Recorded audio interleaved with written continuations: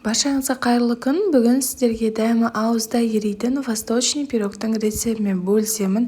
Өте дәмді, әрі өте жұмсақ, әрі өте қарапайым рецептпен бөлісетін боламын. Міндетті түрде жасап көріңіздер, 100% ғашық боласыз. Бір жасағаннан шығатын өте жұмсақ пирог. Ендеше видеоны соңына дейін қарап, менімен бірге жасап көріңіз.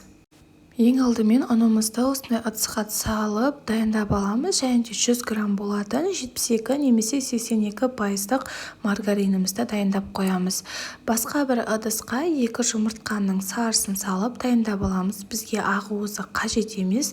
Осы сары уыздың үстіне қантымызды қосып, вилканың немесе венчиктің көмегімен жақсылап араластырып аламыз. Егер де сары уызыңыз өте майда болса, 3 сары уыз қосуыңыз қажет. Осылай жақсылап тездетіп араластырып аламыз. Кішкене біздің қантымыз еруі қажет.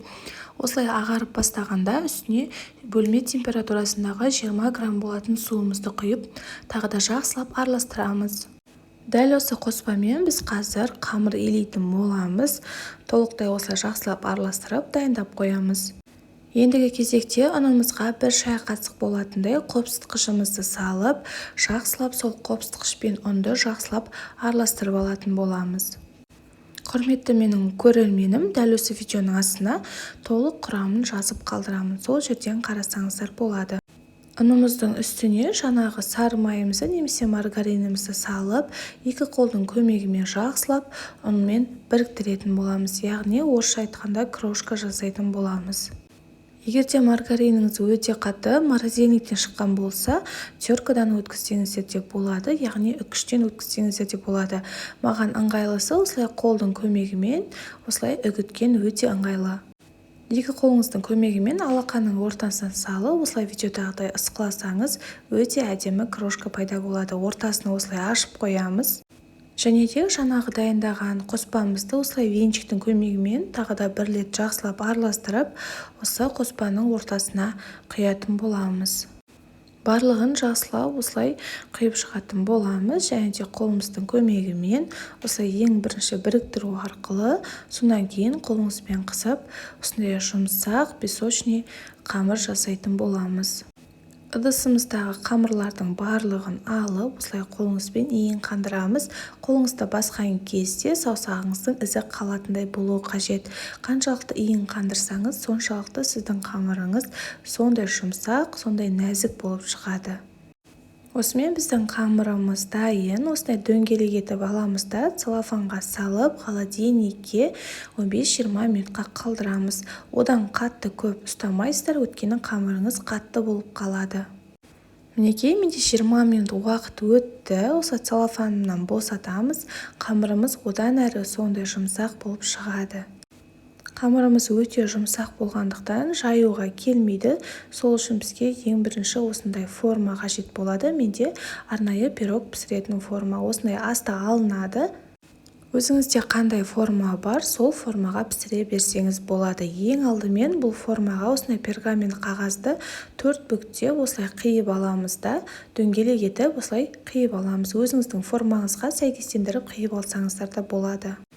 Пергамент қағазды міндетті түрде покланды қолданыңыздар, өте сапалы, ешқандай да жабыспайды. Қамырыңызды кішкене ғана қолыңызбен дөңгелетіп алып, осы форманың ортасына салып, видеода көрсетілгендей саусағыңызбен жан-жағына жайып шығатын боламыз. Өте тез жайылады, өйткені қамырымыз сондай жұмсақ. Пирогыңыз біркелкі әдемі шығу үшін барынша өте тегіс қылып жаюға тырысыңыз. Мінекей осылай әп-әдемі қылып жайып шығатын боламыз. Жиектерде сондай бір-бірімен сәйкес келуі қажет. Вилкамыздың көмегімен төменгі бөліктерін осылай тесіп шығатын боламыз. Төменгі бөліктерін тесеңіздер болғаны, жиегін тесудің қажеті жоқ. Енді бізге осындай өрік және мейіз және грек жаңғағы қажет болады. Грек жаңғағын қолыңызбен майдалап осылай үгітіп аламыз. Және де өрік пен мейізімізді жақсылап қайта-қайта жуып, құрғақ салфеткіде жақсылап құрғатып алатын боламыз. Ең бірінші өрігімізді жуып тазалап болған соң, осылай майда бөліктерге турап дайындап қоямыз. Ең астына осы өрікті салып, барлық жеріне толықтай жеткізіп салатын боламыз. начингісін дәл осы қоспада жасау міндетті емес, бұл өте қарапайым классикалық түрі болып саналады. Екінші кезекте мейізімізді де осылай қолымызбен барлық жеріне әдемілеп салып шығамыз. Өзіңіз жақсы көретін өріктерден немесе жаңғақтардан жасасаңыздар да болады. Ең соңында бетіне осылай грек жаңғағын жақсылап салып шығатын боламыз барлық жеріне. Бұл пирог өте қарапайым түрі болса да өте дәмді әрі өте жұмсақ болып шығады.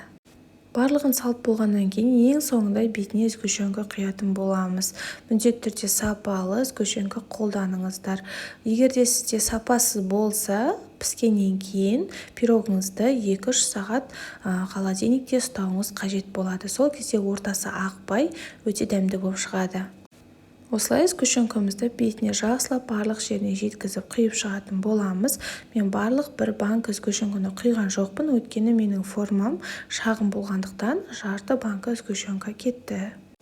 Пешімізді алдын ала 180 градуста қыздырып қоямыз да 25-30 минутта пісіріп алатын боламыз. Пирогымыз өте тез піседі. Мінекей біздің пирогымыз пісті, осылай қызарып, әдемі болып шығады.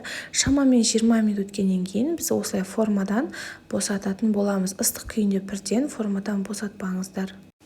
Пирог пісіретін формаға пісірсеңіз өте ыңғайлы, осылай астынан көтеріп және жиегіне осылай ысырып ыдысыңызға қойып алыңыз. Пирогымыз толық суығаннан кейін осылай пышақпен кесуіңізге болады. Қазір сізге ортасын көрсетемін. Міндетті түрде піскеннен кейін бөлме температурасында 1 сағат суытып, сонан кейін холодильникке 1 сағат ұстауды ұмытпаңыздар. Сіздермен бірге болған Гүлсая. Егер де менің видеом ұнаса, менің каналыма тіркелуді ұмытпаңыздар. Алдағы уақытта өте оңай тегін мастер-класстармен бөлісіп отырамын.